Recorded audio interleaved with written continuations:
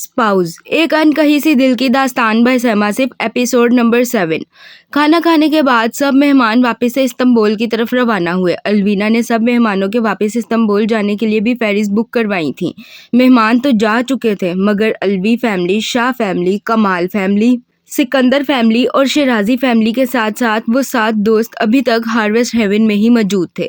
वो सब लोग 2 घंटों बाद वापस इस्तांबुल जाने का इरादा रखते थे। वजह सैयद इब्राहिम अलवी थे जिन्होंने इन्हें एक ज़रूरी बात की वजह से रोका था। दरअसल वो सिर्फ अपने बेटे को रोकना चाहते थे और चूंकि ये फार्म हाउस कमाल साहब का था इसलिए अलवी साहब ने इन्हें भी रोक लिया। शाह फैमिली अलवी साहब के कहने पर ही वहाँ रुकी थी। मशारिब और जोयान के कहने पर उमैस शिराजी भी अपने वालिदैन के साथ वहीं रुक गया था, जबकि सलार को इन दोनों ने ज़बरदस्ती रोका था। वो आखिरी फेरी में वापस जाने का इरादा रखता था मगर जहाँ मशारिब साहब मौजूद हों वहाँ भला किसी और की चल सकती है क्या।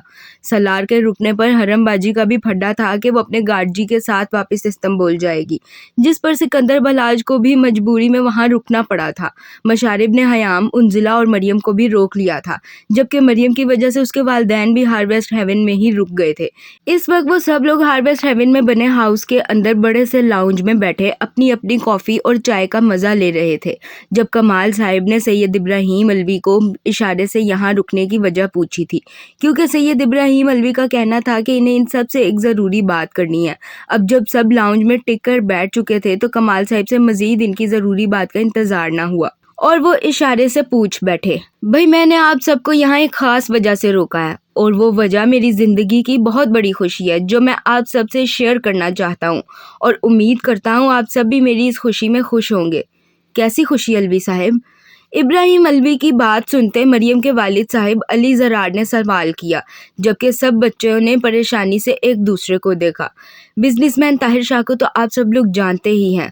इनकी जोजा मोहतरमा तहमीना शाह मेरी बेगम आयशा की बचपन की दोस्त हैं और भाई अब इन दोनों मोहतरमा ने मिलकर अपनी इस बचपन की दोस्ती को रिश्ते में बदलने का सोचा है और मुझे और ताहिर साहब को इस बात पर कोई एतराज़ नहीं है। हमारी बेगमात ने सैयद जोयान अलवी का रिश्ता सैयदा माहम शाह से तय किया है और चूँकि हम लोग तुर्की आए हुए हैं तो मैं और ताहिर साहब चाहते हैं कि हम इन दोनों का निकाह कर दें और फिर एक ही दफ़ा वापस पाकिस्तान जाएं। वैसे तो हम ये रिश्ता पक्का कर चुके हैं और निकाह की तारीख भी तय कर चुके हैं, मगर आज मैंने यहाँ आप सबको इसलिए रोका ताकि मैं आप सबको बता सकूं कि हमने जोयान और माहम का निकाह इसी महीने की 6 तारीख को रखा है, यानी कि अगले हफ्ते वाला दिन, और मैं आप सबको अपने बेटे की इस खुशी में मदऊ करना चाहता हूँ। भाई अब कमाल साहिब का वलीमा ख़त्म हो गया है, अब सब जोयान के निकाह की तैयारी शुरू करें और अलबीना बेटा मुझे तुर्की के बेस्ट वेन्यू तुमने बताने हैं जहां मैं मेरे बेटे का निकाह कर सकूं। बहुत बहुत मुबारक हो इब्राहिम साहिब, आपको बहुत मुबारक हो। इब्राहिम अलवी की बात सुनते जोयान और माहम के चेहरे की रौनकें मद्दम पड़ी, जबकि इब्राहिम साहिब की आखिरी बात पर अलवीना ने मुस्कुराकर हाँ में सर हिलाया तो कमाल साहिब उठते मुस्कुराते इब्राहिम साहिब के गले लगते बोले, जिस पर इन्होंने मुस्कुराकर मुबारकबाद वसूल की। तो शीजल भी आगे बढ़ती आयशा बेगम को गले लगाती बोली, जिस पर आयशा बेगम भी मुस्कुरा दी। बाबा आप ऐसा कैसे कर सकते हैं? क्या मतलब मैं ऐसा कैसे कर सकता हूँ? आप मेरा रिश्ता मुझसे पूछे बगैर कैसे पक्का कर सकते हैं? और तो और आपने सिर्फ रिश्ता पक्का नहीं किया बल्कि आपने मेरे निकाह की डेट भी रख दी, वो भी मुझसे पूछे बगैर। अरे पूछना तो दूर, आपने मुझे बताना भी फ़र्ज़ नहीं समझा और आप मेरा निकाह कैसे कर सकते हैं मुझे समझ नहीं आ रहा। जोयान के अचानक सवाल पर सबने परेशानी से इसे देखा, जबकि इब्राहिम साहिब ने अपने माथे पर बल डालते सवाल किया तो जोयान शदीद हैरानगी से बोला, जिस पर सबने एक दूसरे को देखा। क्या मतलब है मैं तुम्हारा निकाह कैसे कर सकता हूँ? भाई बाप हूँ तुम्हारा, हक रखता हूँ मैं तुम पर जोयान, और इतनी कोई बड़ी बात नहीं है जो तुम इतना हैरान हो रहे हो। माहम अच्छी बच्ची है, डॉक्टर बनना चाहती है और सबसे बढ़कर वो तुम्हारी माँ की पसंद है। अब इससे आगे तुम क्या चाहते हो? बाबा आप शायद भूल रहे हैं, आप ही और भाई मुझसे बड़े और सिंगल हैं। पहले उनकी शादी की बारी आती है और फिर मेरी। दूसरी बात मैं अभी पढ़ रहा हूँ, मुझे अभी किसी किस्म का कोई रिश्ता नहीं करना। जोयान बेटा ये सब तो नसीब की बात है, इसमें बारी कहाँ से आ गई? और कहाँ लिखा है कि तुम्हारा अगर बड़ा भाई या बहन सिंगल है तो तुम्हारा रिश्ता नहीं हो सकता? बिल्कुल हो सकता है, इसमें कोई मसला नहीं, और हम कौन सा भी रुखसती करें, सिर्फ निकाह करें। माहम की पढ़ाई पूरी होने के बाद रुखसती करेंगे, तब तक तो तुम भी माशाल्लाह से एक अच्छे डॉक्टर बन चुके होगे। रही बात उस्मान और इशाल की, तो उनका रिश्ता भी हो जाएगा, फिक्र मत करो, और उनकी शादी तुमसे पहले ही करेंगे, माहम को रुखसत बाद में करेंगे।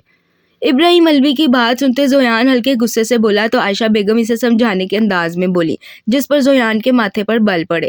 تو ٹھیک ہے موم، مجھے 6 تاریخ کو نکاح کرنے پر کوئی اعتراض نہیں، مگر میری ایک شرط ہے۔ ہاں بولو میری جان، تمہاری خاطر کچھ بھی۔ زویان کی بات سنتے ماہم کے ساتھ ساتھ سب بچوں نے اسے حیرانگی سے دیکھا، سوائے حیام اور حرم کے۔ حیام اپنے موبائل میں مصروف سب کچھ سن کر بھی انسنا کر رہی تھی، جبکہ حرم کب کی اپنے گارڈ جی کے کندھے پر سر رکھے سو چکی تھی۔ زویان کی بات سنتے عائشہ بیگم مسکرا کر بولی تو سید ابراہیم الوی نے اسے گھور کر دیکھا، بھلا نکاح میں بھی کوئی شرط ہوتی ہے؟ یہ کوئی گڈے گڑیا کا کھیل تھوڑی ہے جو شرطوں پر کھیلا جائے۔ میں 6 تاریخ کو نکاح کرنے کو تیار ہوں، مگر دلہن ماہم نہیں حیام ہوگی۔ کیا؟ یہ تم کیا کہہ رہے ہو زویان؟ دماغ خراب ہو گیا تمہارا زویان؟ یہ کیا فضول بکواس ہے؟ ہم نے تمہارا رشتہ ماہم سے پکا کیا ہے، حیام سے نہیں۔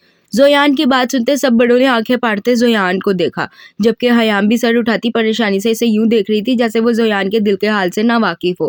جبکہ زویان کی بات سنتے عائشہ بیگم نے پریشانی سے سوال کیا تو ابراہیم الوی غصے سے دھاڑے، تو بابا اس میں برا ہی کیا ہے؟ آپ ماہم کا رشتہ بھائی سے کر دیں اور میرا رشتہ حیام سے، ایسے آپ بھی خوش اور میں بھی، ماہم بھی آپ کی بہو بن جائے گی اور مجھے میرا عشق بھی مل جائے گا۔ عائشہ بیگم، اسی دن کی وجہ سے میں اس لڑکے کو ترکی نہیں بھیجنا چاہتا تھا، مگر آپ نے اور آپ کے بچوں نے میری ایک نہیں سنی۔ اب دیکھ رہی ہیں آپ انجام۔ وہ لڑکا جس نے اپنے باپ کی ہر بات مانی، آج ایک غیر ذات کے لیے ہمارے سامنے کھڑا ہو گیا ہے۔ ہم سید ہیں، خود سے منسلک لڑکی کو اپنی عزت مانتے ہیں اور اس کا نام کسی دوسرے مرد کے منہ سے بھی سننا پسند نہیں کرتے، اور یہ لڑکا خود سے منسلک لڑکی کا نام خود اپنے بھائی سے جوڑا ہے۔ کیا شرم بیچ کھائی ہے آپ کے بیٹے نے؟ الوی صاحب غصہ نہ کریں، اسے ابھی سمجھ نہیں ہے، میں اسے سمجھاتی ہوں، وہ ہمارے رسم و رواج نہیں سمجھتا ہے ابھی۔ زویان بیٹے، تمہاری حیام سے شادی نہیں ہو سکتی، ہم سید خاندان سے ہیں اور ہمارے گھروں کے داماد اور بہو صرف سید خاندان سے تعلق رکھنے والے بن سکتے ہیں، جبکہ تمہاری دوست تو سید نہیں ہے، تم نے ہی بتایا تھا مجھے کہ وہ ذات میں ملک ہے، پھر تمہارا اور اس کا نکاح کیسے ہو سکتا ہے؟ زویان کی بات سنتے ابراہیم صاحب غصے سے دھاڑے، باقی سب تو خاموشی سے انہیں دیکھتے رہے، جبکہ ابراہیم صاحب کی بات پر پہلے عائشہ بیگم انہیں دیکھتی بولی، پھر آگے بڑھتی زویان کو سمجھاتی بولی، جبکہ ابراہیم صاحب اور عائشہ بیگم کے منہ سے خود کے لیے غیر ذات کا لفظ سنتے حیام کے پرانے زخم تازہ ہوئے۔ وہ زور سے آنکھیں میچتی خود پر ضبط کے کڑے پہرے بٹھانے لگی۔ آپ میری ہی موم ہے نا، آپ ایسا کیسے کہہ سکتی ہیں؟ میری خوشی کی خاطر تو آپ کچھ بھی کر سکتی ہیں، تو پھر یہ کیوں نہیں؟ میری خوشی ماہم نہیں حیا ہے۔ موم پلیز آپ سمجھے، اور نکاح کے لیے ایک ہی ذات کا ہونا ضروری نہیں، نکاح کے لیے لڑکا اور لڑکی دونوں کا مسلمان اور بالغ ہونا ضروری ہے، اور الحمدللہ سے میں اور حیا دونوں مسلمان اور بالغ دونوں ہیں۔ میں کوئی بحث نہیں سننا چاہتا زویان، تمہارا نکاح اگلے ہفتے ہوگا اور ماہم سے ہی ہوگا، بس بات ختم ہو گئی ہے۔ جب میں تیار ہی نہیں ہوں تو آپ نکاح کیسے کروا سکتے ہیں؟ میں حیا کو پسند کرتا ہوں اور اسی سے شادی کروں گا، یہ میرا آخری فیصلہ ہے، اب آپ کو جو کرنا ہے کر لیں الوی صاحب۔ زویان کی بات سنتے سید ابراہیم الوی غصے سے بولے تو زویان ضدی انداز میں بولتا وہاں سے نکلتا چلا گیا، جبکہ اس کے جانے کے بعد مشارب اور امیس اس کے پیچھے بھاگے تو سلار بھی حرم کا سر احتیاط سے صوفے پر رکھتا ان کے پیچھے باہر کی جانب بڑھا، جبکہ باقی سب پیچھے خاموشی سے کھڑے رہ گئے۔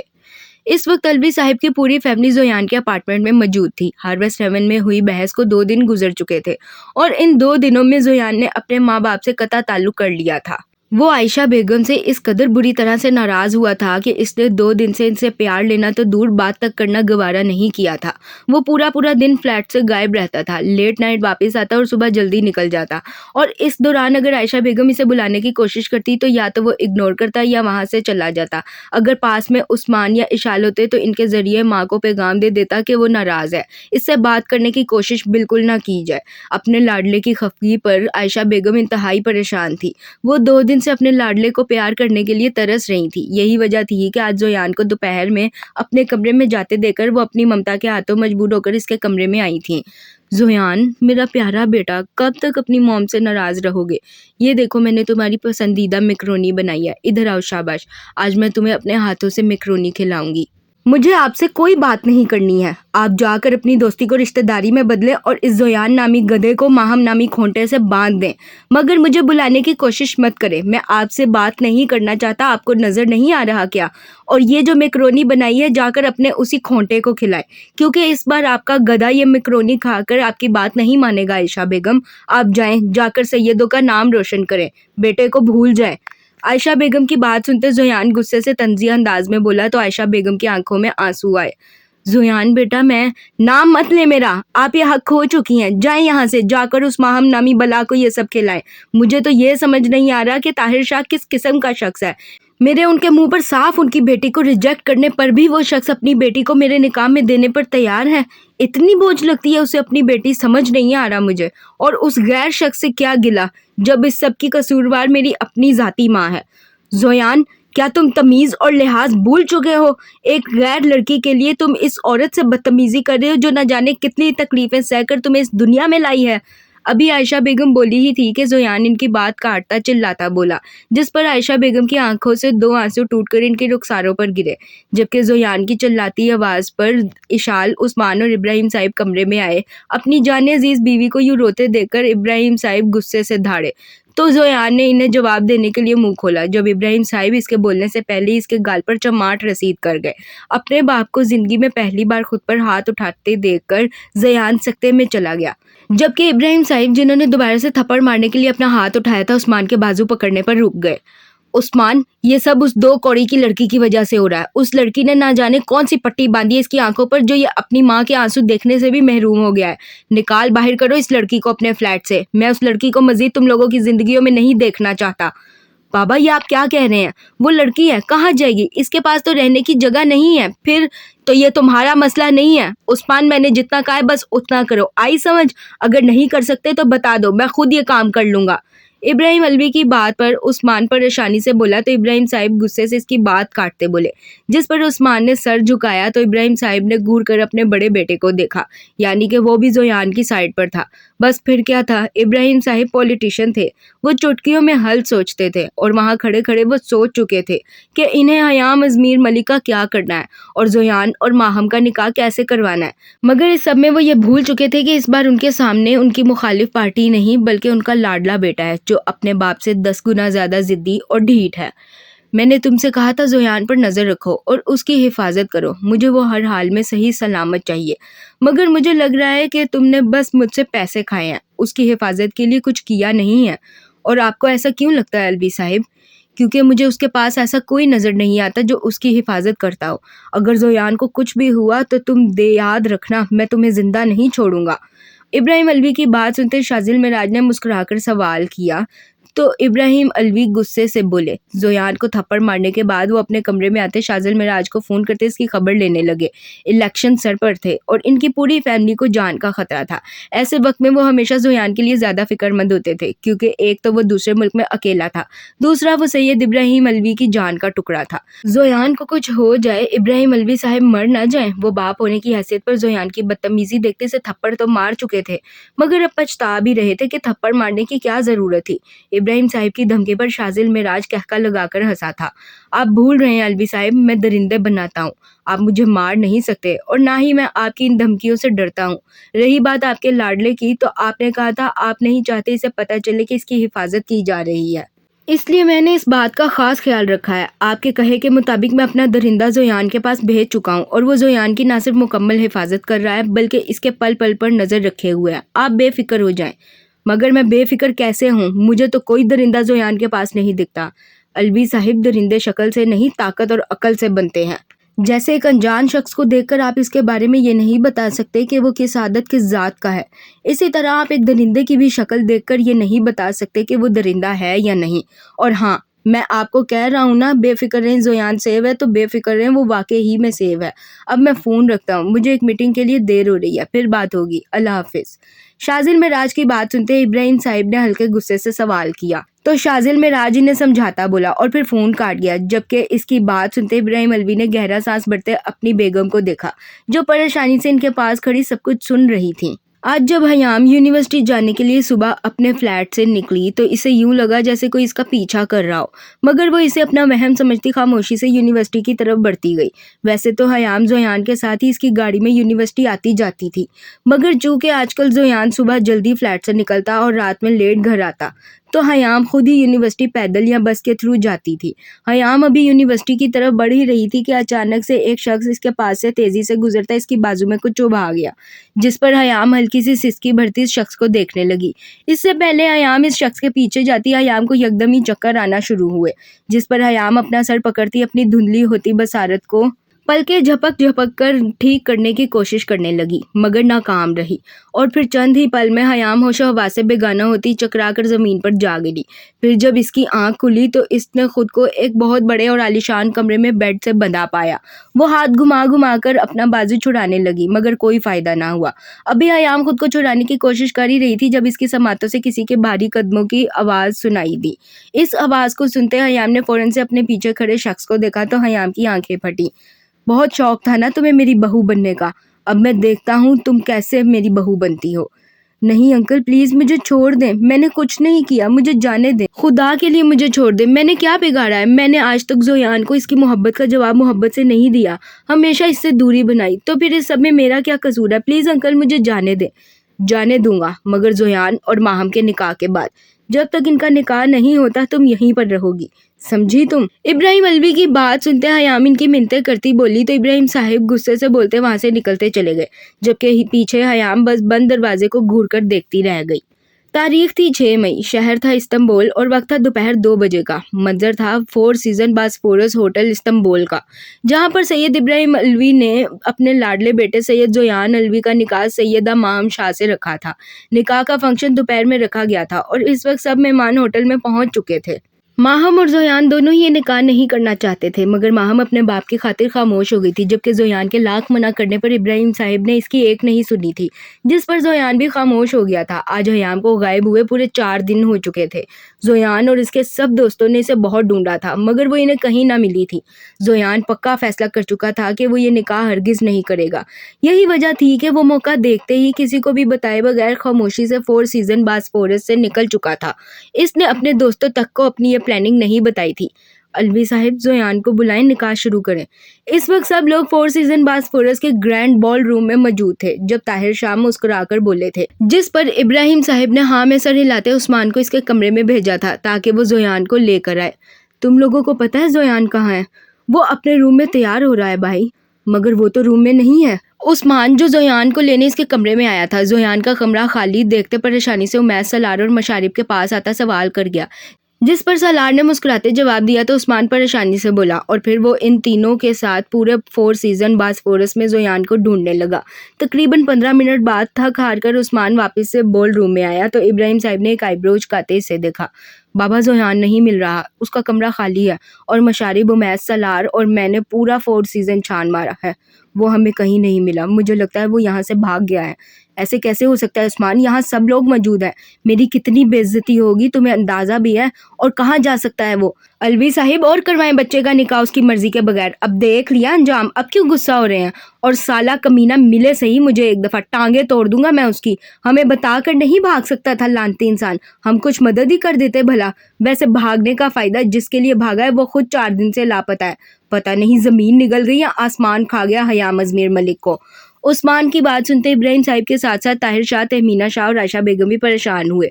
फिर इब्राहिम साहिब गुस्से से बोले तो मशारिब नाक मुंह चढ़ाता बोला, जिस पर इब्राहिम साहिब ने घूर कर इसे देखा तो मशारिब मजीद मुंह बना गया, जबकि कमाल साहिब ने अपनी इस गंदी और नाफरमान औलाद को घूर कर देखा जिसे इस वक्त भी दोस्ती निभाने की पड़ी थी। वो सजी समरी बैठी बच्ची का क्या, जिसे इसका दोस्त ऐन निकाह के वक्त छोड़कर भाग गया था। इब्राहिम साहिब, अब हम क्या करेंगे? अगर आज निकाह ना हुआ तो लोग मेरी बेटी पर न जाने कैसे कैसे इल्ज़ाम लगाएंगे, और फिर कौन करेगा इससे शादी? आपने सोचा है? ताहिर साहिब, आप बेफिक्र रहें, जोयान भागा है, मगर इसके ये मुश्तंडे दोस्त यहीं पर हैं। हम जोयान को ढूंढते हैं, अगर वो ना मिला तो इनमें से एक जितना आपकी बेटी से निकाह करके अपनी दोस्ती निभाएगा। ताहिर शाह की बात पर कमाल साहिब हल्के गुस्से से बोले तो मशारिब, उमैस और सलार ने एक दूसरे को देखा। फिर मशारिब ने दिल ही दिल में जोयान को गालियों से नवाजा, क्योंकि वो अच्छे से जान चुका था अगर जोयान ना मिला तो इसका बाप इसे बलि का बकरा बनाने का इरादा रखता है। जबकि निकाह से दुल्हा गायब है, ये बात किसी जंगल में आग की तरह सारे मेहमानों में फैल गई। इब्राहिम साहिब के कहने पर इनके गार्ड्स उस्मान, मशारिब, जाजिब, सलार और उमैस जोयान को ढूंढने निकले, मगर जोयान साहिब न जाने इस्तांबुल की कौन सी गली में छुपकर बैठे थे जो इन्हें कहीं ना मिले। इन सब ने जोयान की वो सारी प्रॉपर्टीज जो तुर्की में मौजूद थी, इसकी यूनिवर्सिटी, उस्मान की प्रॉपर्टीज, गर्ज हर वो जगह छान मारी जहां पर जोयान के मिलने का 1% भी चांस हो सकता था। पहले हयाम और अब जोयान अपने दोस्तों को गायब होता देखकर मरियम और उन्जिला को रोना आने लगा, जबकि आयशा बेगम और इशाल अपने लाडले की गुमशुदगी पर बुरी तरह से रोती इसकी खैरियत की दुआएं करने लगी। नौशीन बेगम, शीजल, अलवीना, तहमीना और आसफा मरियम की मां इन्हें हौसला करने का कहती चुप करवाने लगीं, जबकि कुछ देर बाद सारे मेहमान एक एक करके वापस जाने लगे। तकरीबन 1 घंटे बाद वो सारे जोयान को ढूंढते थके हारे वापस आए। बाबा, नहीं मिला जोयान, हमने पूरा इस्तांबुल छान मारा है, पता नहीं वो कहाँ चला गया है। अब क्या करेंगे हम? करना क्या है उस्मान? जोयान नहीं, इसके दोस्त सही। ताहिर, मैं तुमसे तुम्हारी बेटी का हाथ अपने बेटे मशारिब के लिए मांगता हूँ। नहीं कमाल, मेरा एक बेटा लापता है, दूसरा नहीं। वैसे भी तुम अच्छे से जानते हो कि सैयद घरानों के बच्चों की शादियां सैयद घरानों में ही होती हैं। ताहिर, मैं चाहता हूँ तुम अपनी लाडली का हाथ मेरे उस्मान के हाथ में दो। और माहम की फिक्र बिल्कुल मत करना, माहम की जिम्मेदारी मैं खुद लूँगा, इसे उस्मान के साथ कोई मसला नहीं होगा। उस्मान के सवाल पर कमाल साहब आगे बढ़ते बोले तो मशारिब ने हैरानगी से अपने बाप को देखा। वो बस ये ही सोच सका कि शायद कमाल साहब भूल गए हैं कि मशारिब कमाल किस आफत का नाम है। वो सोच भी कैसे सकते थे कि वो मशारिब पर अपनी मर्जी मुसल्लत कर सकते हैं। जबकि कमाल साहब की बात पर इब्राहिम साहब फौरन बोले तो ताहिर साहब ने अपनी बेगम को देखा, जिन्होंने परेशानी से हाँ में सर हिलाया। मुझे कोई एतराज़ नहीं है अलवी साहब, बस याद रखिएगा मेरी एक ही बेटी है और बाप हमेशा अपनी बेटी के नसीब से ही डरता है। उस्मान, आओ बैठो। ताहिर साहब की बात सुनते अलवी साहब ने हाँ में सर हिलाया, फिर फौरन बोले तो उस्मान आता मौलवी साहब के पास बैठा। जबकि इस सब के दौरान किसी ने भी स्टेज पर बैठी सजी संवरी गुड़िया पर नजर न डाली, जो अपने अंदर ही टूट फूट का शिकार हो गई थी। जोयान की जगह उस्मान को देखते इस वक्त माहम के दिल से बस एक ही आवाज आई कि वो शायद अपने माँ बाप पर बोझ है, इसीलिए तो इतनी छोटी उम्र में वो इसे ब्याने का सोच रहे थे। हालांकि अभी सिर्फ निकाह हो रहा था, रुखसती नहीं। वो बस यही सोचती रही कि वो माहम शाह अपने माँ बाप की लाडली बेटी इन पर बोझ है। तभी तो एक भाई के भाग जाने पर इसे दूसरे भाई के निकाह में दिया जा रहा था। और मज़े की बात, ना तो पहले इससे इसकी मर्जी पूछी गई थी ना अब पूछी गई थी, बस इस पर अपना फैसला मुसल्लत कर दिया गया था, पहले भी और अब भी। माहम अपनी ही सोचे में गुम, न जाने कब सैयदा माहम शाह से सैयदा माहम उस्मान बनी से पता न चला। निकाह हो जाने के बाद उस्मान परेशानी से स्टेज से नीचे उतरा तो जाजिब ने इसके कंधे पर हाथ रखते इसे मुबारकबाद दी। क्या हुआ उस्मान, परेशान लग रहे हो? क्या तुम भी इस निकाह से खुश नहीं हो? जितना इस निकाह से मैं खुश हूँ कोई और हो ही नहीं सकता। मुझे तो बस यकीन नहीं आ रहा इस रब की ज़ात पर जो हमें यूं भी सुनती है। मतलब, मैं कुछ समझा नहीं, कहना क्या चाहते हो? जाजिब की बात सुनते उस्मान किसी ट्रांस की कैफियत में बोला तो जाजिब ने नासमझी से सवाल किया, जिस पर उस्मान ने एक गहरा सांस भरा। उस दिन कमाल अंकल के वलीमे वाले दिन जब मैंने गलती से माहम के ड्रेस पर पाँव रखा था तो माहम को देखते उस वक्त मेरे दिल ने शिद्दत से दुआ की थी कि काश ये गुड़िया हमेशा हमेशा के लिए मेरी हो जाए। मगर फिर माहम और जोयान के रिश्ते का सुनकर मैं खामोश हो गया और माहम को भाभी के तौर पर सोचने लगा। यकीन कर जाजिब, मैंने उसे एक दफ़ा के सिवा कभी गलती से भी नहीं सोचा था कि माहम को खुदा मेरा कर दे। और तू देख उस रब की ज़ात को जिसके सामने मुझे 5 वक्त झुकते मौत पड़ती है, वो रब मेरे दिल की एक ख्वाहिश को किस तरह से पूरा कर गया। मैंने आज तक इस रब से कुछ भी नहीं मांगा जाजिब। मैं तो इन लोगों में से हूँ जो जुम्मा की नमाज पढ़कर समझते हैं हमने मुसलमान होने का फ़र्ज़ निभा दिया। मैं हैरान हूँ उस रब पर जिसने मेरे दिल की पुकार एक बार में सुन ली, मुझ जैसे गुनाहगार शख्स की पुकार सुन ली। तो जाजिब, जो लोग रोज़ 5 वक्त पाबंदी से इसके सामने झुकते हैं, इनकी ख्वाहिशात वो कैसे कैसे पूरी करता होगा, मैं हैरान हूँ यार। तो तुमने इस रब की ज़ात देख ली जो दिलों के हाल भी जानता है। फिर तो मेरे ख्याल से तुम्हें इस रब के आगे 5 वक्त पाबंदी से झुकना चाहिए, क्योंकि तुम्हें अपने इस रिश्ते के लिए इस रब की ज़ात की बहुत ज़रूरत है, क्योंकि सिर्फ वाहिद वही एक ज़ात है जो इंसान को सब्र व तहम्मुल देता है। उस्मान की बात सुनते जाजिब मुस्कुराता बोला तो उस्मान ने हाँ में सर हिलाया। फिर मुड़ते स्टेज के करीब कुर्सी पर बैठी अपनी दुल्हन को देखा जो सिरापाए क़यामत बनी परेशानी से आयशा बेगम को चुप करवा रही थी। उस्मान, जो हमेशा से सोचता आया था कि इसका नसीब न जाने खुदा ने कैसा लिखा होगा, अपना नसीब देखते वो जितना इस रब की ज़ात का शुक्र करता कम था। उस्मान को किसी सोच में गुम होते देखकर जाजिब ने इसका कंधा हिलाया तो उस्मान ने परेशानी से इसे देखा। बेगम के आते दोस्त को भूल गए हो? ठीक है भाई, भाभी तुम्हें बहुत पसंद है, मगर इसका ये मतलब नहीं कि तुम दोस्त को इग्नोर करो। मैं तुम्हें इग्नोर कर सकता हूँ भला? मुझ जैसे हैंडसम शख्स को कौन इग्नोर कर सकता है? जाजिब की बात सुनते उस्मान मुस्कुराता बोला तो जाजिब ने अपने काले बालों में हाथ फेरते सवाल किया, जिस पर उस्मान नफ़ी में सर हिलाता इब्राहिम साहब की तरफ बढ़ा, जो परेशानी से इधर उधर चक्कर काटते सोच रहे थे कि अब जोयान को कैसे ढूंढा जाए। अभी इब्राहिम साहब परेशानी से चक्कर काट ही रहे थे जब इनकी जेब में पड़ा मोबाइल बजने लगा। फ़ोन पर शाजिल मिराज की कॉल देखते इन्होंने कॉल फ़ौरन रिसीव करते फ़ोन कान से लगाया। बेटे का निकाह मुबारक हो अलवी साहिब, मुंह मीठा कब करवा रहे हैं? शाजिल मिराज, मेरा बेटा सुबह से गायब है, मैंने पूरा इस्तांबुल छान मारा है मगर वो मुझे कहीं नहीं मिल रहा। अब तुम मुझे ये बताओ कि मेरा बेटा अगर मुझे ही नहीं मिल रहा तो तुम उसकी रखवाली कैसे करवा रहे हो? آپ کا بیٹا آپ کی آنکھ سے اوجھل ہو سکتا ہے الوی صاحب، مگر میرے درندے کی آنکھ سے نہیں۔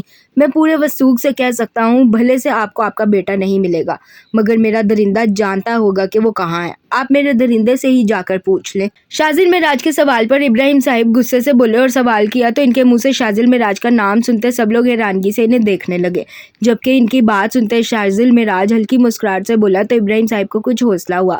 کون ہے تمہارا درندہ اور کہاں پر ہے؟ 4 season Bosphorus hotel, room number 211۔ ابراہیم صاحب کے سوال پر شاذل معراج مسکراتا بولا اور بغیر ان کا جواب سنے کال کاٹ گیا، جبکہ اس کے جواب پر ابراہیم صاحب پریشان ہوتے اپنے موبائل کو دیکھنے لگے۔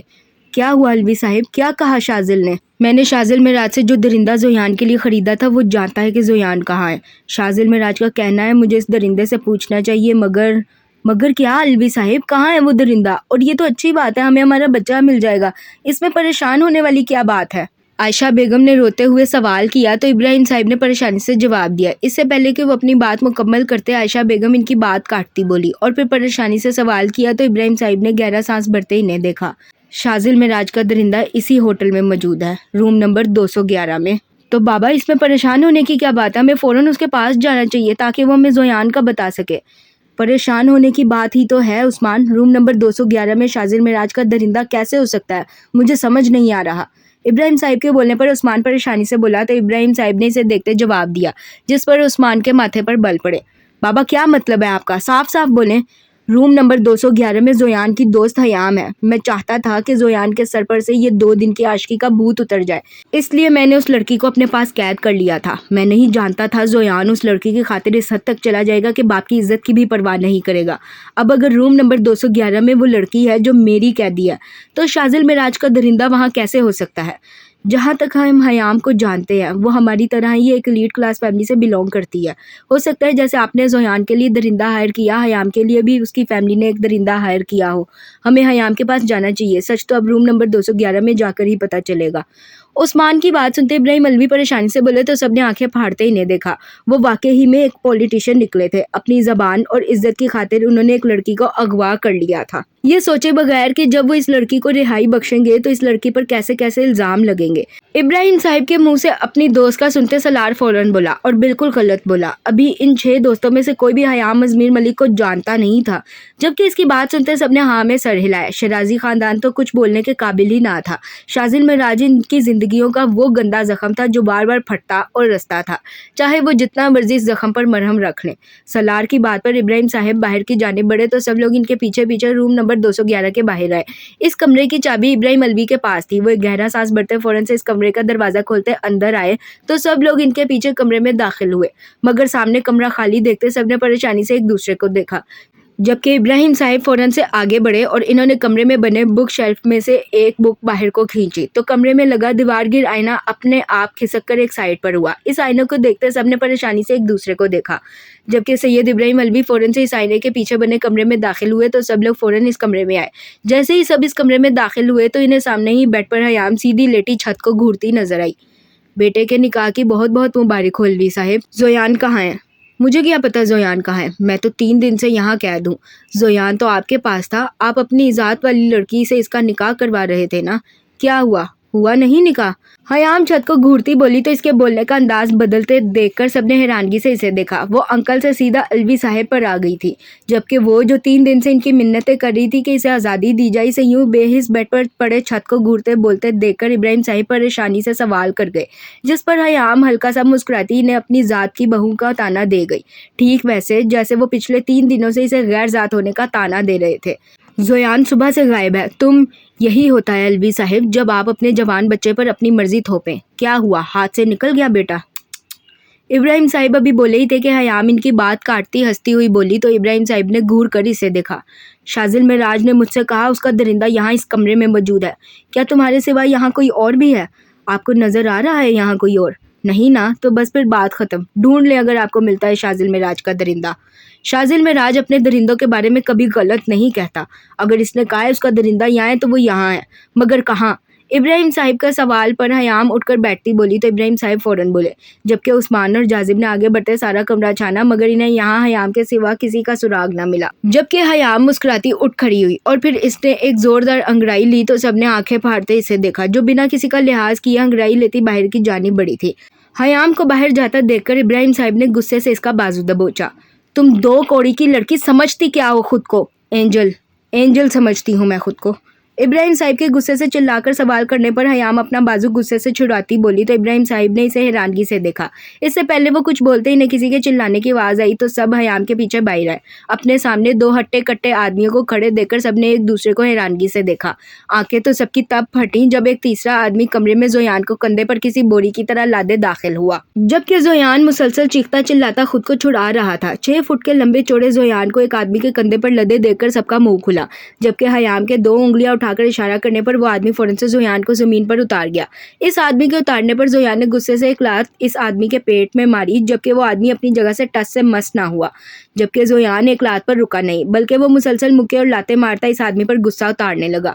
زویان، حیا تم ٹھیک ہو؟ کہاں غائب تھی تم؟ میں نے تمہیں کتنا ڈھونڈا، اور جب میں تمہیں نہ ملی تو تم اپنے نکاح سے بھاگ گئے۔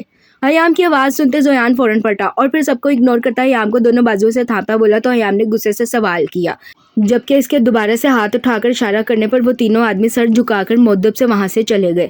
میں تم سے محبت کرتا ہوں، تمہارے بغیر کسی کے بارے میں سوچ بھی نہیں سکتا۔ میں تم سے نکاح کرنا چاہتا ہوں، میرا اور تمہارا نکاح نہیں ہو سکتا۔ او پلیز حیام، یہ ذات شات کی باتوں پر میں یقین نہیں کرتا۔ زویان کی بات سنتے حیام فوراً بولی تو زویان ہلکے غصے سے بولتا حیام کی کمر میں ہاتھ ڈالتے اسے اپنے سینے سے لگا گیا۔ تم صرف میری ہو حیا، میں نہیں رہ سکتا تمہارے بغیر، بس بات ختم۔ زویان ہلکے غصے سے بولا تو عائشہ بیگم آگے بڑھتی فوراً بولی، جس پر زویان اپنی ماں کی طرف متوجہ ہوا تو حیام فوراً سے اس سے دور ہوتی اپنے سنہرے بال ہاتھ سے ٹھیک کرنے لگی۔ کہاں چلے گئے تھے تم زویان؟ موم کے بارے میں بھی نہیں سوچا؟ تو آپ نے کون سا میرے بارے میں سوچا تھا؟ اگر میں نہ بھاگتا تو آپ میری شادی اپنی اس چہیتی سے کروا دیتی۔ زبان سنبھال کر بات کرو، ماں ہے وہ تمہاری۔ تم جانتے بھی نہیں ہو سید زویان علوی کہ یہ عورت جو تمہاری ماں ہے اس نے کتنی تکلیفیں برداشت کی ہیں تمہیں اس دنیا میں لانے کے لیے۔ اگر تم نے اب کی بار اس عورت سے بدتمیزی کی تو میں تمہاری زبان کاٹنے میں ذرا بھی ٹائم نہیں لگاؤں گی۔ عائشہ بیگم کی بات سنتے زویان غصے سے بولا تو حیام نے ایک زوردار لات اس کے گھٹنے پر ماری، جس کی وجہ سے وہ ایک گھٹنے کے بل زمین پر گرا تو حیام اس کے اوپر جھکتی اس کے چاکلیٹ براؤن بالوں کو مٹھی میں دبوچتی اس کا سر اونچا کرتی غصے سے بولی۔ اس کی حرکت اور اس کی دھمکی پر سب لوگ حیران ہوئے، جبکہ حیام غصے سے اس کا سر جھٹک کر چھوڑتی سیدھی ہوئی تو زویان خاموشی سے کھڑا ہوا۔ پھر عائشہ بیگم آگے بڑھتی زویان کو اپنے سینے سے لگاتی اس کا سر منہ چوم گئی۔ زویان، تمہارے جانے کے بعد ہم نے ماہم کا نکاح عثمان سے کر دیا ہے، اب تم جانو اور تمہارا باپ۔ مجھے حیام سے کوئی اعتراض نہیں، مجھے تو حیام بھی بہت پسند ہے، آگے تم باپ بیٹے کی مرضی۔ میں ایک غیر ذات کو اپنی بہو کبھی نہیں بناؤں گا۔ تصحیح کریں علوی صاحب، آپ ایک غیر ذات اور ایک درندے کو اپنی بہو کبھی نہیں بنائیں گے۔ عائشہ بیگم کی بات سنتے ابراہیم صاحب غصے سے بولے تو حیام نے ایک تیکھی مسکراہٹ اچھالتے جواب دیا تو سب نے حیرانگی سے اسے دیکھا۔ کیا مطلب ہے تمہارا؟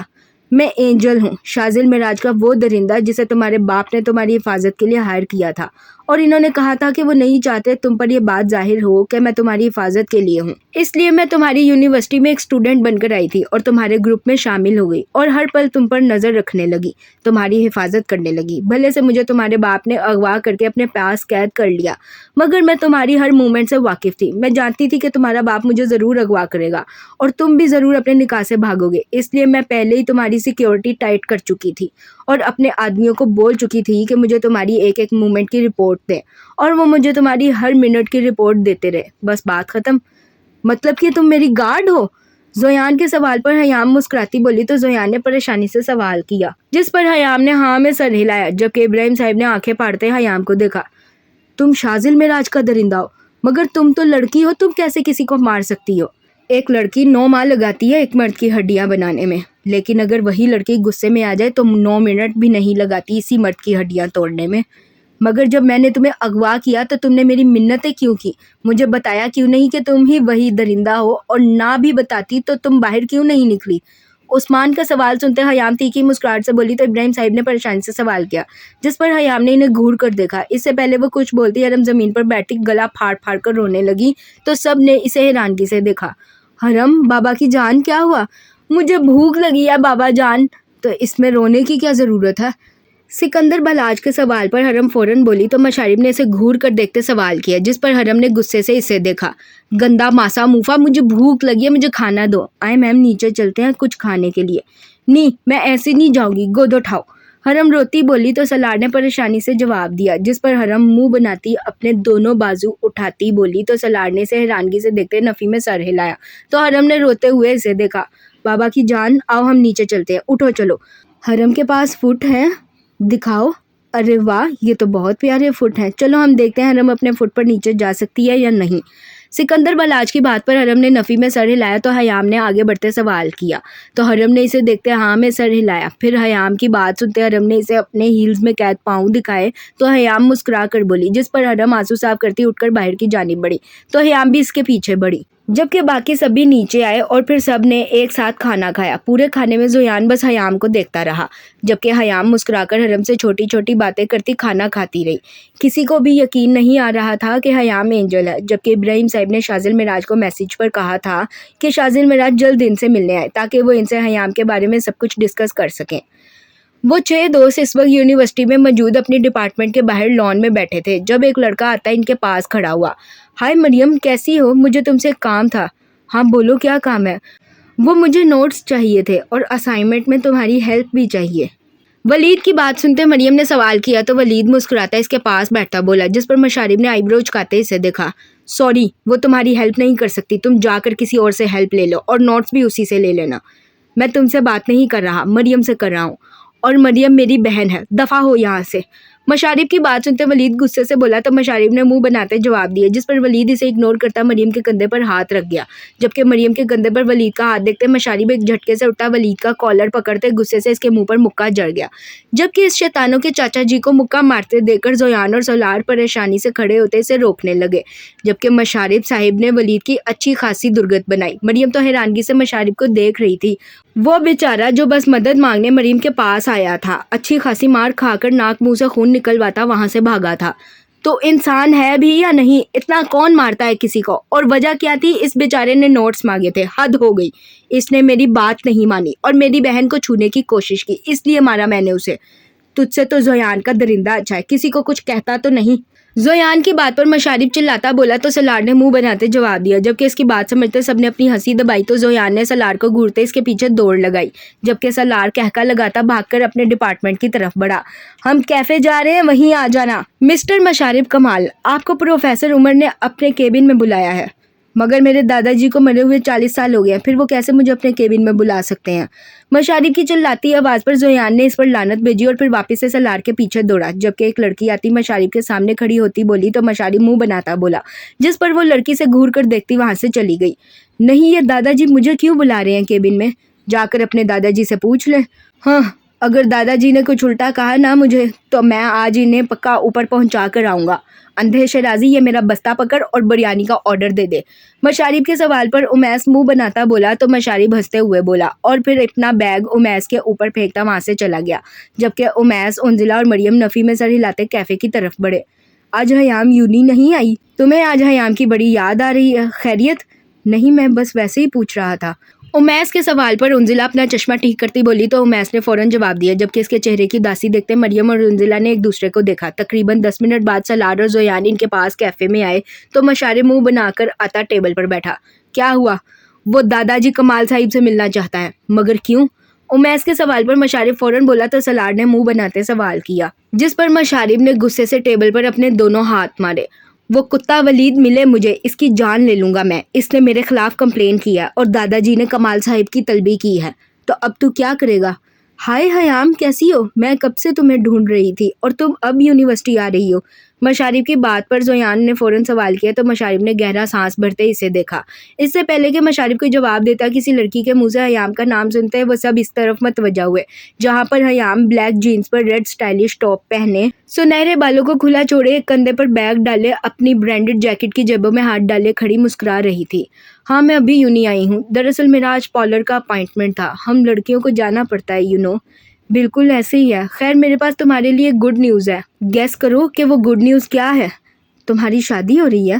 हयाम की बात पर वो लड़की मुस्कुराती बोली तो हयाम ने फौरन जवाब दिया, जिस पर इस लड़की ने मुंह बनाया, जबकि हयाम के सब दोस्त इसका निखरा निखरा चेहरा देखकर हैरान थे। अपनी असलियत खुलने के बाद भी वो यहाँ आ गई थी। आखिर किस मिट्टी की बनी थी वो? मरियम और उंजिला बस यही सोचकर रह गई, जबकि वो चारों लड़के अब भी अपनी टेबल से कुछ फासले पर खड़ी हयाम और इस लड़की को देख रहे थे। अरे नहीं, इससे भी बड़ी खुशखबरी है। तुम्हारा मोस्ट फेवरेट सिंगर माहिर शाह तुर्की आ रहा है कॉन्सर्ट करने के लिए, और गेस करो उसका कॉन्सर्ट तुर्की में कहाँ हो रहा है। व्हाट, रियली वो तुर्की आ रहा है? अब तुम ऐसे कह रही हो तो मुझे शक पड़ रहा है कि इसका कॉन्सर्ट इस्तांबुल में ही हो रहा है। जी हाँ, ना सिर्फ इस्तांबुल में बल्कि यहाँ हमारी यूनिवर्सिटी में अगले हफ्ते इसका कॉन्सर्ट है, और ऑडिटोरियम के बाहर इसके कॉन्सर्ट के पासेस यूनिवर्सिटी स्टूडेंट्स को डिस्काउंट पर मिलेंगे। बाहर से आने वालों को पासेस ऑनलाइन मिलेंगे। जल्दी जल्दी पास ले लो, ये ना हो कि पास खत्म हो जाए। इस लड़की की बात सुनते हयाम एक्साइटेड अंदाज में बोली तो इस लड़की ने फौरन जवाब दिया, जिस पर हयाम ने मुंह बनाते इसे देखा। यार मगर मेरी तो आज सारा दिन क्लास है, मैं पास लेने कैसे जाऊंगी? वो पासेस मेरी दोस्त की कज़न सेल कर रही है। अगर तुम कहो तो मैं इसको कहकर तुम्हारा पास बुक करवा सकती हूँ। तुम मुझे पेमेंट ट्रांसफ़र कर देना, मैं तुम्हारे पासेस तुम तक पहुँचा दूंगी। सच? Thank you so much. तुम मेरे 7 पासेस बुक करवा देना। एक पास कितने का है? मैं तुम्हें अभी पेमेंट करती हूँ।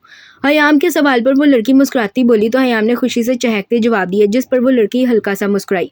150 लरा का एक पास है। मगर तुम 7 पासेस का क्या करोगी? 100 के प्रॉफिट से सेल करूंगी। हम 7 दोस्तों का ग्रुप है यार, तो 7 पास ही लूंगी ना। तुम्हारे 1050 लरा बनते हैं। अपना अकाउंट व्हाट्सएप कर दो, मैं अभी पेमेंट कर देती हूँ। ओके ठीक है, हफ्ते को है कॉन्सर्ट, याद रखना, बाय बाय। इस लड़की का सवाल सुनते हयाम मुंह बनाती बोली तो इसके टेढ़े जवाब पर सब लड़कों ने अपनी हंसी दबाई, जबकि उंजिला और मरियम मुंह बनाती बस इसे देखने लगी। फिर हयाम मुस्कुराकर बोली तो वो लड़की हाँ में सर हिलाती बोलती वहां से निकलती चली गई। जबकि इसके जाने के बाद हयाम इन सब को हाथ हिलाती टेबल पर बैठी तो मरियम और उंजिला उठ खड़ी हुई। तुम दोनों कहाँ जा रही हो? हमें एक मक्कार और झूठी लड़की से कोई दोस्ती नहीं रखनी। इसने हमसे ये छुपाया कि ये जोयान की गार्ड है, तो न जाने इसने और क्या कुछ छुपाया होगा हमसे। वैसे भी इन जैसे लोगों से जितना दूर रहो उतना अच्छा है। मेरे बाबा जान इस दुनिया में नहीं है और मैं अपनी माँ का वाहिद सहारा हूँ, इसलिए मैं किसी किस्म की लड़ाइयाँ अफोर्ड नहीं कर सकती। सलार के सवाल पर मरियम हल्के गुस्से से बोली तो उंजिला ने भी फौरन जवाब दिया, जिस पर इन चारों लड़कों ने इन्हें परेशानी से देखा। मुझ जैसे लोगों से क्या मुराद है तुम्हारा? अंकल हमें बता चुके हैं कि तुम एक डॉन हो और तुम्हारे कितने दुश्मन हो सकते हैं। ये जानना कोई मुश्किल काम तो नहीं। तुम्हारे दुश्मनों का तुम पर जोर नहीं चलेगा तो वो हम सब में से किसी को टारगेट करेंगे। इससे पहले कि कोई बड़ा नुकसान हो, हमारी भलाई इसी में है कि हम तुमसे दूर रहे। वैसे भी हम तो जानते ही नहीं है कि तुम हो कौन। हमारी नज़र में तुम बस जोयान की गार्ड हो, डेट्स इट। सही कहा तुमने, मैं जोयान की गार्ड हूँ, इसलिए मेरी कोई औकात नहीं तुम सबके साथ बैठने की।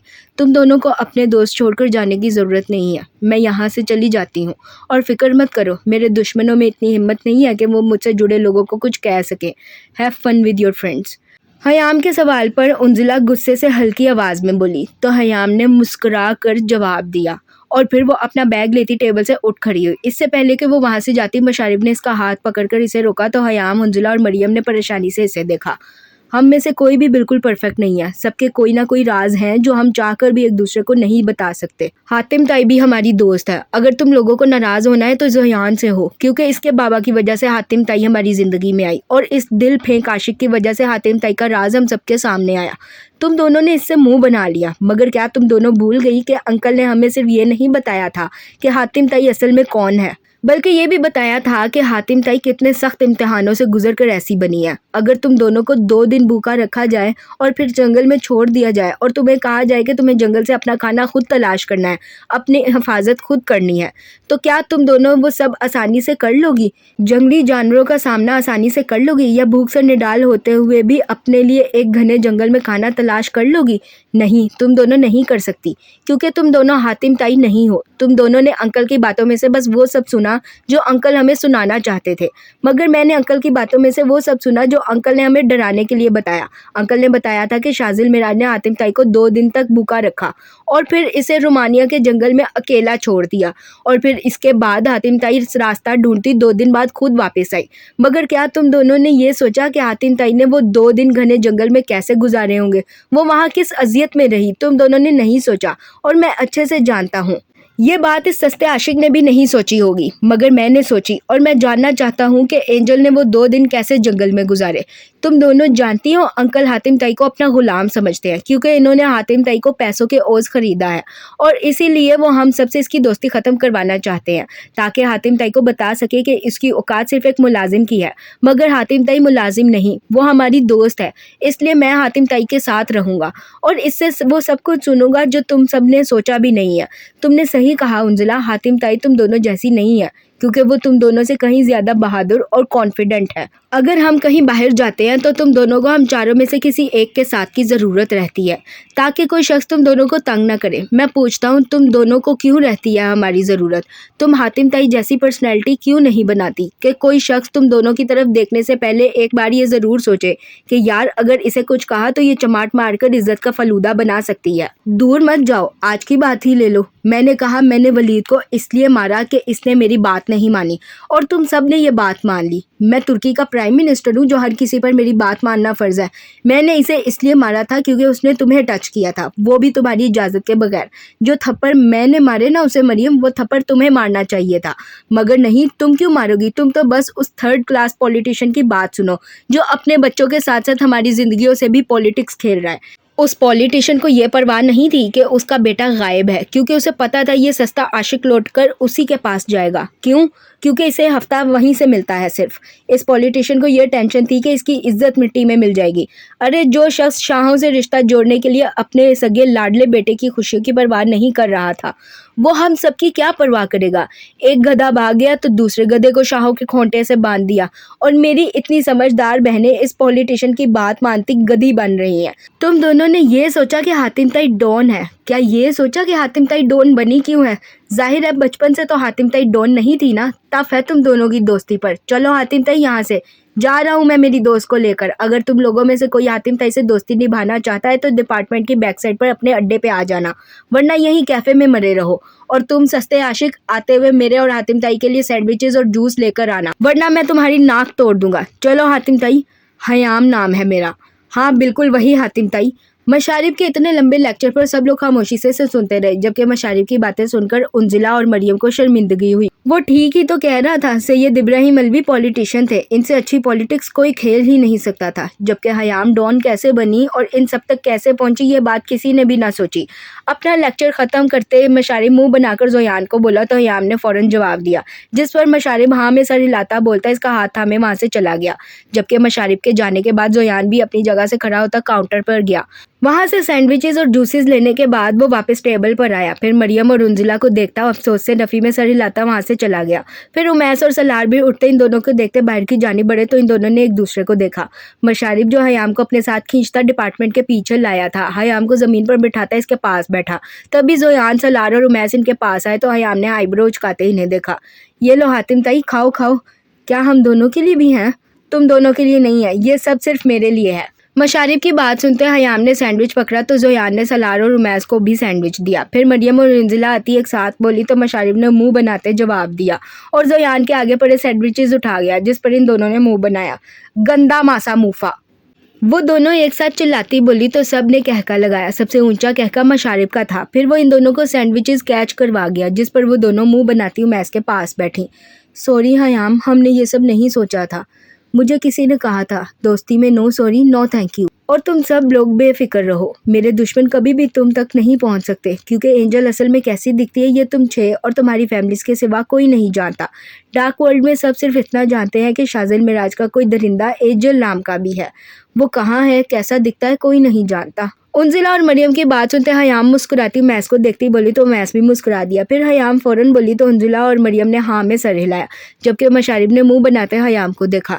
حاتم تائی، تم نے 2 دن جنگل میں کیسے گزارے؟ تم سب لوگ نہیں سن پاؤ گے، تم سب اپنے اپنے سینڈوچز چھوڑ دو گے، اس لیے رہنے دو۔ اچھی بات ہے، ان سب کے سینڈوچز میں کھا لوں گا۔ چلو اب بتاؤ جلدی سے کیسے گزارے 2 دن؟ مشارب کے سوال پر حیام مسکراتی بولی تو مشارب نے ہنستے ہوئے جواب دیا، جس پر سب نے اس بھوکڑ کو گھور کر دیکھا۔ تمہیں واقعی 2 دن بھوکا رکھا گیا تھا؟ ہاں، مجھے 2 دن صرف پانی دیا گیا تھا، اور اگر میں کچھ مانگتی تھی کھانے کو تو صرف مجھے مار ملتی تھی کھانے کو۔ میں نے شازل معراج سے بہت مار کھائی ہے، اس نے مجھے ہنٹر سے، لوہے کے ڈنڈوں سے، یہاں تک کہ بینتھوں سے بھی مارا ہے، کیونکہ میں تم دونوں کی طرح ڈر جاتی تھی۔ میں خون کو دیکھتے ہی بے ہوش ہو جاتی تھی، اور جب ہوش آتا تو شاذل معراج مجھے اتنا مارتا کہ میں پھر بے ہوش ہو جاتی۔ ان دنوں میں جہاں شاذل معراج میرے لیے ایک درندہ تھا، وہیں پر ایک شخص میرے لیے فرشتہ بھی تھا۔ چلتی تو خیر اس کی بھی شاذل معراج کے آگے بالکل نہیں تھی، مگر وہ شخص میرے ہر زخم پر مرہم رکھتا تھا۔ وہ مجھے تکلیف میں نہیں دیکھ سکتا تھا۔ وہ ہمیشہ کہتا تھا کہ مجھ میں اسے اپنی بہن کا عکس نظر آتا ہے، اور وہ مجھے بہن مانتا بھی تھا۔ کہنے کو وہ بھی ایک ڈان، ایک صفاق درندہ تھا، مگر وہ میرے لیے بہت حساس تھا۔ تمہیں پتہ ہے جہاں ہمیں ٹریننگ دی جاتی تھی درندہ بننے کی، اسے یونٹ کہتے ہیں، اور جب شاذل معراج یونٹ میں نہیں ہوتا تھا وہ مجھے ٹریننگ دیتا تھا۔ اس نے آج تک یونٹ میں آنے والے کسی لڑکے یا لڑکی کو یوں الگ ٹریننگ نہیں دی جیسے وہ مجھے دیتا تھا۔ اس نے مجھے بتایا تھا کہ مجھے بھوکا اس لیے رکھا جا رہا ہے تاکہ میں خون کر سکوں، اور پھر اسی نے مجھے خون کرنا سکھایا تھا۔ تم لوگوں کو لگتا ہے ہم انسانوں کا خون کرتے ہیں، مگر نہیں، ہم ان درندوں کا خون کرتے ہیں جو معصوم لڑکیوں کو بری طرح رونتے ہیں، ان کی عزتیں کھا جاتے ہیں۔ مجھے 2 دن بھوکا رکھ کر شاذل معراج جنگل میں چھوڑ آیا تھا، اور مجھے بس ایک کلو دیا گیا تھا کہ یہاں جہاں تم کھڑی ہو یہاں سے 200 کلومیٹر دور تمہارا یونٹ ہے، اور تمہیں اس یونٹ تک واپس زندہ آنا ہے۔ 200 کلومیٹر دور کس طرف یونٹ ہے یہ نہیں بتایا گیا تھا، اور بس پھر میرے لاکھ منتوں پر بھی شاذل معراج مجھے وہاں پھینک کر چلا گیا تھا۔ میں نے 2 دن سے کچھ نہیں کھایا تھا۔ مجھ میں اتنی ہمت نہیں تھی کہ میں اس کی گاڑی کے پیچھے بھاگ سکتی۔ میں کتنے دیر وہاں بیٹھی روتی رہی، اپنے اس بھائی کو یاد کرتی رہی جو اس صفاق دنیا میں میرے لیے فرشتہ تھا۔ پھر جب مجھ سے بھوک برداشت نہ ہوئی تو میں اٹھی اور چلنا شروع کیا۔ نہ جانے کتنی دیر میں خود کو گھسیٹتی رہی، اور پھر فائنلی مجھے ایک جھیل نظر آئی۔ میں نے وہاں سے پانی پیا، منہ ہاتھ دھویا، فریش ہوئی، پھر ہمت کر کے ایک درخت پر چڑھی۔ 3 دفعہ اس درخت سے نیچے گری تھی میں، میرا سر پھٹ گیا تھا، مگر میں نے ہمت نہیں ہاری۔ مجھے وہ فروٹس کھانے تھے جو درخت کے اوپر لگے تھے۔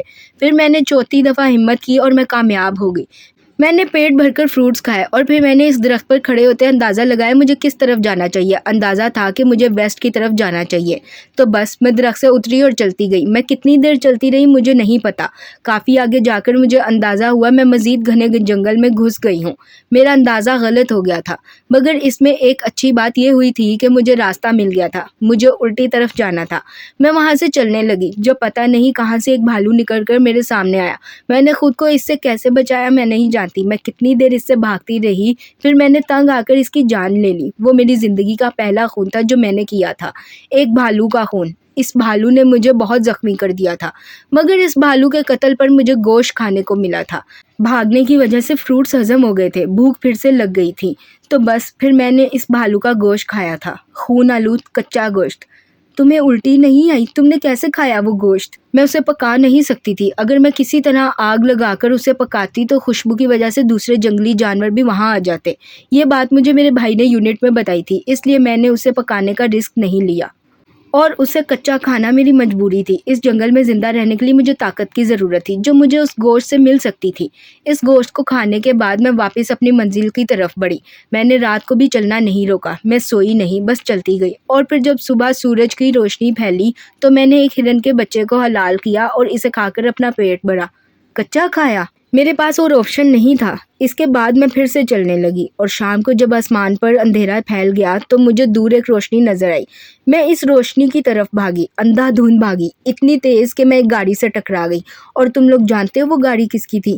وہ گاڑی میرے اس بھائی کی تھی جس نے ہمیشہ مجھے سکون دیا۔ میری ملگجی سی حالت دیکھتے وہ مجھے فوراً یونٹ لے گیا، اور بس پھر میں وہاں سے ایک ڈان بن گئی، میں جو شاذل معراج کے آدمیوں سے خوف کھاتی تھی۔ آج وہی آدمی مجھ سے خوف کھاتے ہیں۔ انزلہ کے سوال پر حیام فوراً بولی اور انہیں سٹوری سناتی گئی، جبکہ وہ سب منہ بناتے اسے سوال کرتے پوری سٹوری سنتے گئے، جبکہ اس کی آخری بات سنتے وہ سب لوگ مسکرا دیے، جبکہ اپنے موبائل کی میسج ٹون سنتے حیام اپنے موبائل کی طرف متوجہ ہوئی۔ باقی سب ایک دوسرے سے باتوں میں مصروف ہو گئے۔